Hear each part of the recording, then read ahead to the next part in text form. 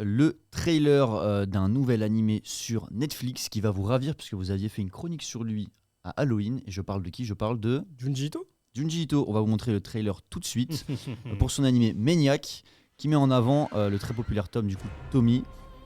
Tomie, pardon. On attend ça pour le 19 janvier sur Netflix.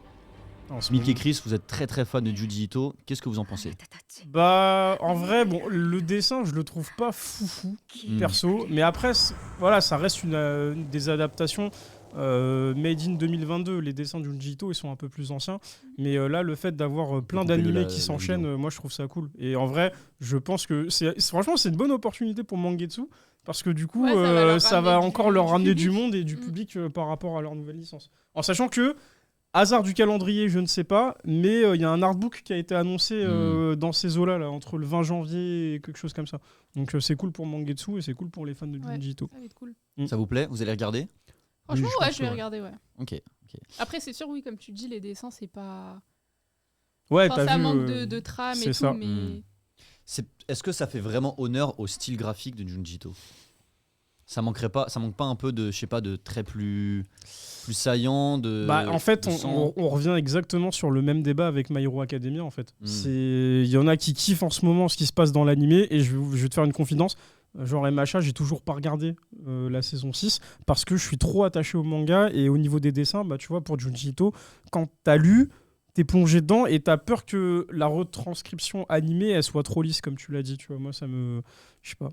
J'avais une question par rapport à ça. Est-ce que tu penses que ça va engendrer... Ce style va engendrer d'autres mangaka qui vont un petit peu reprendre... Tu vois, genre justement ce qu'ils ont connu. Bah oui, je pense. Après, ils ont chacun leur propre style. Après, faut savoir si t'aimes ou si t'aimes pas. Mais en vrai, ouais, ça peut plaire. C'est juste que quand t'es attaché au format d'origine... Ouais, normal. Excuse-moi, Mick, vas-y. Non, j'allais dire, il y a des œuvres, quand on les passe sous forme d'animé, elles n'ont pas forcément besoin non plus d'une animation de ouf, tu vois. Genre Tomie, c'est canon, mais tu vois, t'as pas besoin d'avoir un truc super fluide, une animation de malade. Ça dépend, Milka. En ce moment, ce qui se passe dans Bleach, là, franchement, c'est... Je parle pas de Bleach. Hein, moi, j'ai pas vu Bleach. J'attends que ça sorte en France. Non, mais c'est bon, arrêtez, les gars. Faites pas les aveugles non plus. Mais franchement... Justement, c'est ce que je dis. Il y a des œuvres pour laquelle on a envie d'avoir vraiment du bon taf graphiquement et en termes d'animation. Et il y en a d'autres où tu vas plus tu peux te passer d'un truc de malade parce que l'histoire se suffit, quoi. En tout cas, ce que tu as dit sur son style qui serait repris par des jeunes mangaka qui s'en inspirent, c'est possible, mais il faut savoir que c'est quelqu'un qui est installé depuis longtemps quand même. Oui. C'est vraiment, il est... Ouais, c'est prise de risque d'aller sur ce terrain, du coup. Ouais, mais c'est-à-dire qu'il y a sûrement des gens qui sont déjà inspirés, et ça fait très longtemps qu'il est là. Il est très très reconnu pour tous ses travaux, que ce soit dans l'horreur ou le côté un peu plus comique. Et d'ailleurs, il sera invité en France. Ouais, pour le festival d'Angoulême, le festival international de la BD d'Angoulême en 2023.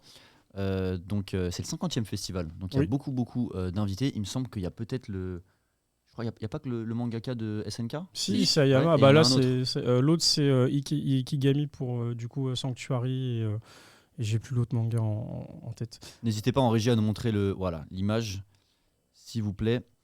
En sachant que là, ces travaux, ils reviennent en force puisqu'il est réédité chez Mangetsu. Oui. Donc, tous ces travaux sont réédités chez Mangetsu. On a eu la chance d'avoir une présentation de Soichi. Ouais. Soichi, pour Halloween, on avait fait. C'était pour Halloween. Et je suis sûr qu'il nous réserve plein de surprises encore. Je crois qu'il y a un coffret collector qui est sorti récemment chez Mangetsu avec les travaux de Junji Ito. C'est au Japon, ça. T'es sûr ? Moi, j'ai vu le tweet, j'ai vu que c'était un coffret japonais. C'était pas un coffret français. Mais en fait, pour que Mangetsu le sorte, il faudrait qu'il récupère déjà toutes les licences. Et il y en a encore qui sont chez Delcourt. Donc si jamais ça arrive... Ah, mais je crois qu'il y en a d'autres qui arrivent. Hein. Ah bon, bah... En tout cas, venez à Angoulême parce que ça va être fou. Ils ont le manga qui a fait le plus parler de lui, de Junji Ito, c'est Spiral. Oui. Il est encore chez Delcourt. Il est encore chez Delcourt. Pour l'instant. D'ailleurs, petite info par rapport à ça. Sachez que si vous vouliez voir Isayama à Angoulême, c'est sold out. Les places sont parties très très vite pour l'exposition. Donc, il y a plus de place. Sauf s'il réouvre une billetterie, mais du coup, voilà, fallait être vif. Bon. De toute façon, pour aller là-bas, il va passer par Paris, par l'aéroport. Donc, essayez de trouver quand est-ce qu'il prend l'avion. Non, on ne fait pas ça ici, on n'est pas des stalkers. Oh. Mais Dans toute la commu manga, ceux qui sont fans de Junji Ito, je pense qu'il y en a qui seraient prêts à aller bien plus loin pour le voir. Hein, et on peut les comprendre. C'est comme si demain, il y a Inoue qui vient en France. Moi, je suis dans l'avion Lui, déjà. il démissionne. Tomodachi, c'est fini. Il a posé sa journée. Il a posé sa journée. Il a pris son meilleur outfit. C'est bon, on le voit plus. Je vais dédicacer la Jordan.